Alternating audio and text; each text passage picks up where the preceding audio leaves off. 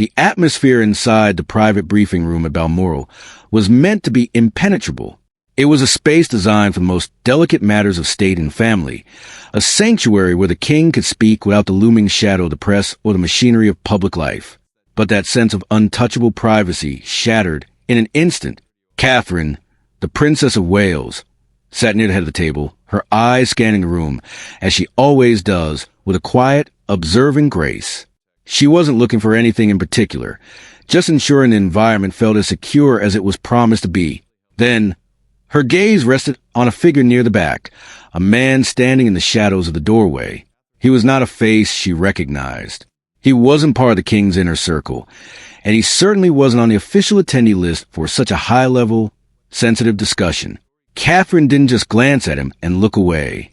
Her instincts, honed by years of navigating the complex and often treacherous waters of royal life, flared instantly. She watched him. She noticed the way he avoided her eyes. It was a subtle, almost imperceptible shift in his posture, but was enough to trigger a silent alarm in her mind. People who belong in a room, people who are authorized to be in the presence of the king during a restricted briefing, carry themselves with a sense of purpose and openness. They do not hide in the corners. They do not actively evade the gaze of the Princess of Wales. When the man looked down, actively avoiding direct eye contact with her, Catherine knew something was wrong. She leaned in slightly, shifting her focus toward William. She spoke in a whisper, a question that cut to the low hum of the room. "Do you recognize him?" William turned, his expression darkening as he scanned the room. His look mirrored her own. He, too, did not know the man. The realization settled between them like a cold draft. This was Balmoral. This was the place where the royal family came to retreat, to heal, to talk, and to plan the future of the monarchy away from prying eyes. If someone unapproved could stand in this room, then the entire sanctity of the space was under threat. King Charles was in the middle of a sentence, outlining the future trajectory of certain royal responsibilities, when he noticed a sudden silence radiating from Catherine and William. He stopped. The room went still. The air grew heavy. Charles, ever the stickler for protocol and security, felt the irritation rise in his chest. He did not know why his briefing had been interrupted, and he was not the type of man who enjoyed having his momentum stalled. But as he looked at Catherine and saw the genuine, unshakable concern in her eyes, his irritation vanished, replaced by the steely resolve of a monarch protecting his household. "Is there a problem?" Charles asked, his voice low but commanding. Catherine didn't mince words. She pointed toward the back of the room. "I did not recognize that man," she said, her voice steady and clear. The king turned. He looked at the stranger, then at his security detail. The security officer, looking visibly rattled, scrambled to check his documentation. He went through his list once. He went through it twice. The silence in the room during those few seconds was deafening. The officer's face went pale. The name was not there. The man had no clearance, no authorization, and no business being in that room. The disruption was not just a minor scheduling error. It was a total, catastrophic failure of the systems designed to keep the most powerful family in Britain safe. Charles closed his folder. He looked at the man, then at the head of his security team, and stated, "Nothing continues until this man's clearance is confirmed." It wasn't an overreaction. A restricted briefing is not a casual meeting. It is a high-stakes discussion where the future of the monarchy, the distribution of power, and the private family structures are laid bare.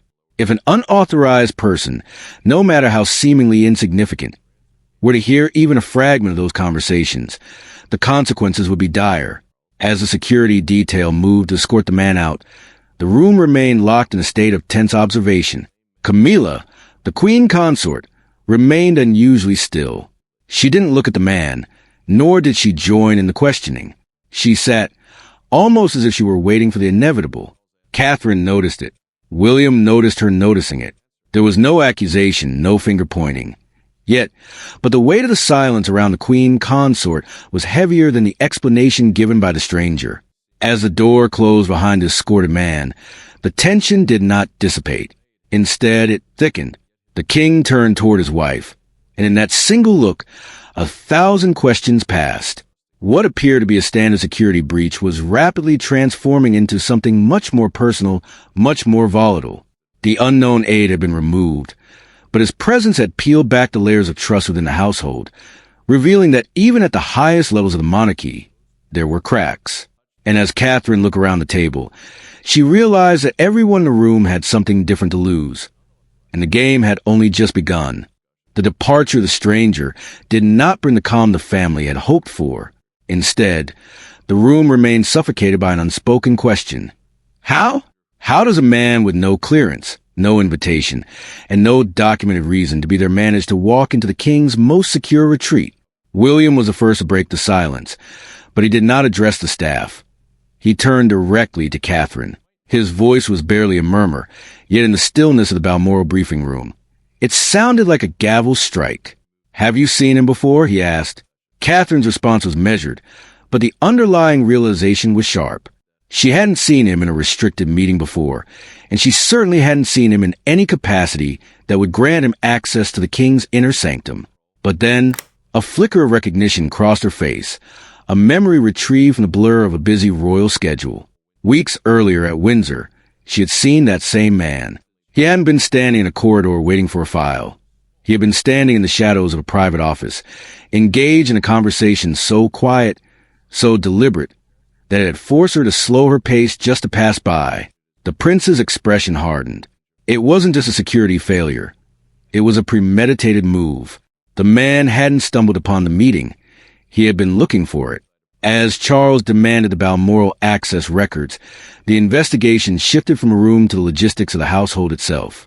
The document arrived, and the truth they revealed was far more damaging than a simple error. The aide's name had been proposed for clearance days earlier, and it had been explicitly rejected. Yet, somehow, he had bypassed a barrier. He hadn't used his own name. He had used a staff route, leveraging the authorization of someone already inside the inner circle. Camilla's household was immediately placed under the microscope. When Charles pushed the records across the table, the atmosphere shifted from confusion to confrontation.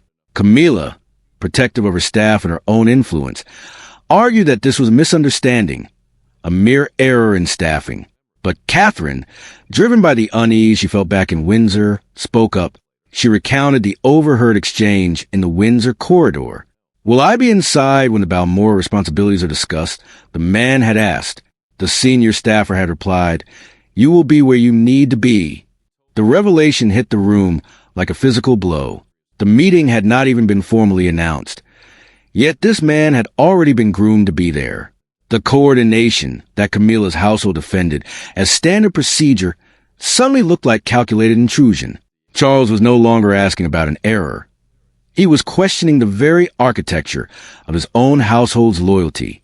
Every person in that room, William, Catherine, and Camilla, knew that if an unauthorized person could be placed into a meeting of that magnitude, then the king's authority was being bypassed by his own people.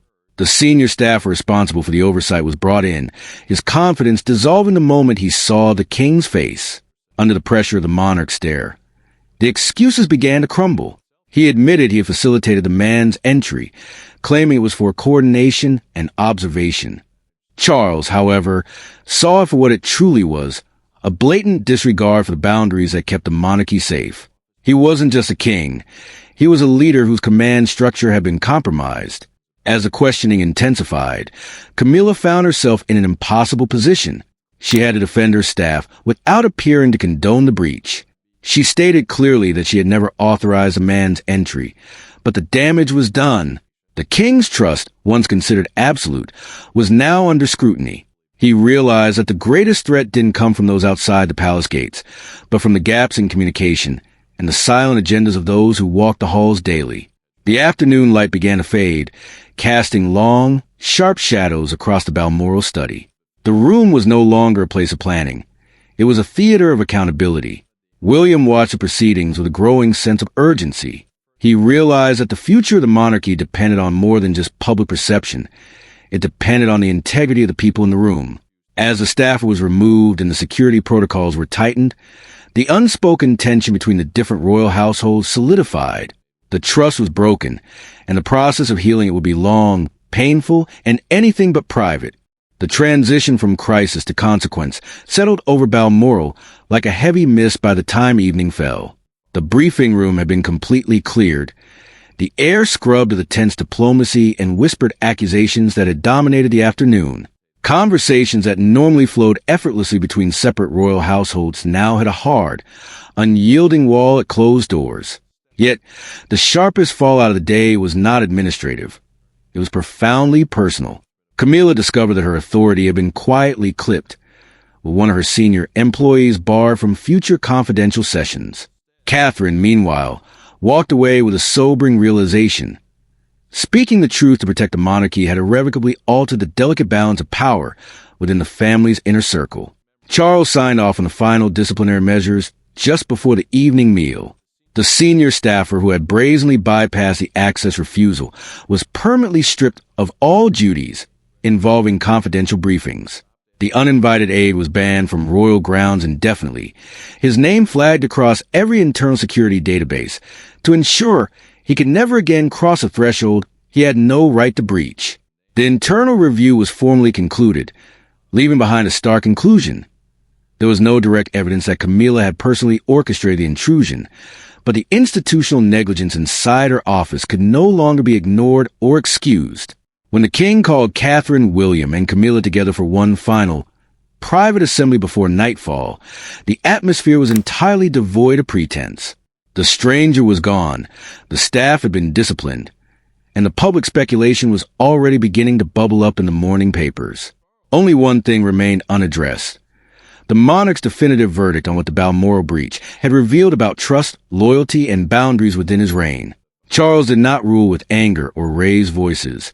He ruled with absolute, unshakable clarity. He looked around the table, meeting the eyes of each person present.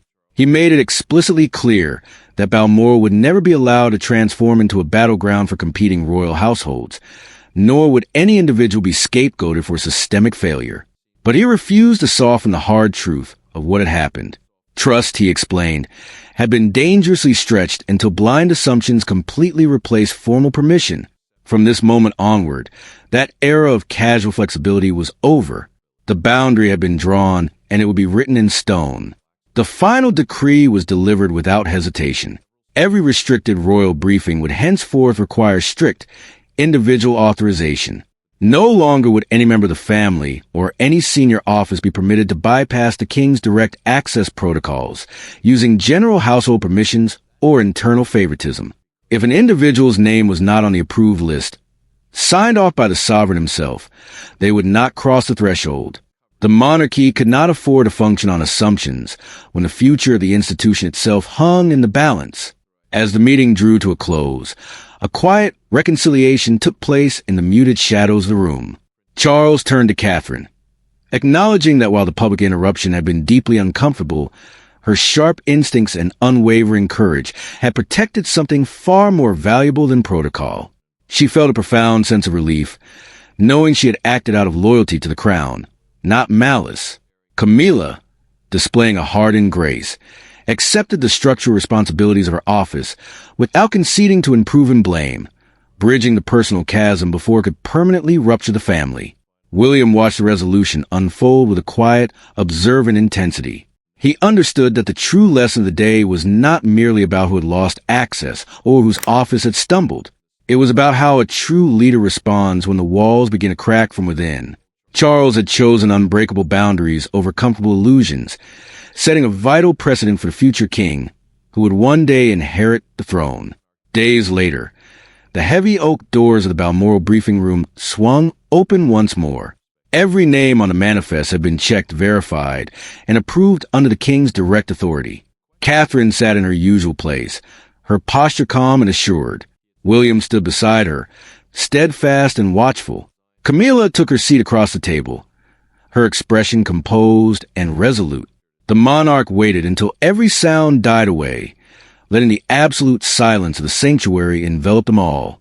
Charles looked around the table one last time, a quiet glint of absolute command in his eyes, and spoke the words that reset the crown. "Now we begin."